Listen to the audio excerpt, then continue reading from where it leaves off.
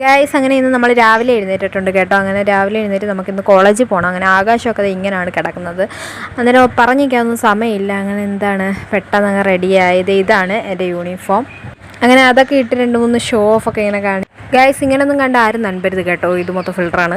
അങ്ങനെ നമ്മൾ വണ്ടിയിലൊക്കെ കയറി പോകുന്നുണ്ട് കേട്ടോ. എനിക്ക് നല്ല അലർജിയാണ് കേട്ടോ രാവിലെ ഈ തണുപ്പെന്നൊക്കെ പറഞ്ഞാൽ. അപ്പോൾ ഇതാണ് ഞാൻ പഠിച്ച ട്യൂഷൻ ക്ലാസ് എന്ന് പറയുന്നത്. ആരുടെ അത് പറഞ്ഞു പറഞ്ഞത്, നമ്മൾ റെയിൽവേ സ്റ്റേഷനിൽ എത്തിയിട്ടുണ്ട്. റെയിൽവേ സ്റ്റേഷൻ ഇപ്പം മറ്റേ വേറൊരു സൈഡിൽ കൂടെ ആയിരുന്നു. അവിടെ എല്ലാം ഇപ്പോൾ അടച്ചിട്ട് ഇങ്ങനെയൊക്കെ വേണം പോകാനായിട്ട്. ഗൈസ് കൊല്ലം എന്ന് പറയുമ്പോൾ തന്നെ നിങ്ങൾക്ക് എല്ലാവർക്കും അറിയാം, സമാധാനത്തിൻ്റെ ഗ്രേഷ് പ്രവണതയെ കണ്ടുകൊണ്ടിരിക്കുന്നത്. അങ്ങനെ അതെല്ലാം കണ്ടുകൊണ്ട് ഞാനിവിടെ ട്രെയിനും കാത്തിങ്ങനെ നിൽക്കും കേട്ടോ. കുറച്ച് നേരം നിൽക്കേണ്ടി വന്ന്, അങ്ങനെ കുറേ നേരമായി. ലാസ്റ്റ് നമ്മളുടെ വണ്ടി ദേ ഇവിടെ വന്നിട്ടുണ്ട്.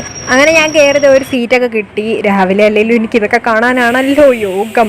അങ്ങനെ അതെല്ലാം കണ്ടത് വണ്ടി ഇവിടുന്ന് നീങ്ങി തുടങ്ങിയിട്ടുണ്ട് കേട്ടോ. അങ്ങനെ ലാസ്റ്റ് ശാസ്താംകോട്ട എത്തിയപ്പം നമുക്ക് ഇവിടുന്ന് ഒരു സാധനം പിക്ക് ചെയ്യാനുണ്ട് കേട്ടോ. അങ്ങനെ ഞാൻ ആ സാധനത്തിന് വേണ്ടിയിട്ട് ഇങ്ങനെ നോക്കി അറ്റ് ലാസ്റ്റ് എനിക്കത് കിട്ടി ഗൈസ്. അങ്ങനെ അതിനായിട്ട് ശാസ്താംകോട്ടയോട് ടാറ്റ ബൈബി പറഞ്ഞ് നമ്മൾ പോകുന്നുണ്ട് കേട്ടോ. ഗൈസ് അടുത്ത നമ്മൾ പോകാൻ പോകുന്ന സ്ഥലം കാട് കൊറമാക്കപ്പള്ളി.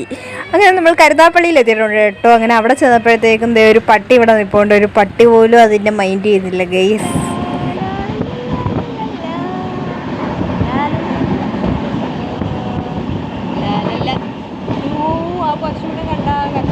അങ്ങനെ പോകുന്ന വഴിക്കുള്ള കഥാപ്രസംഗമാണ് നിങ്ങൾ ഈ കേട്ടുകൊണ്ടിരിക്കുന്നത്. പട്ടിക്കാട്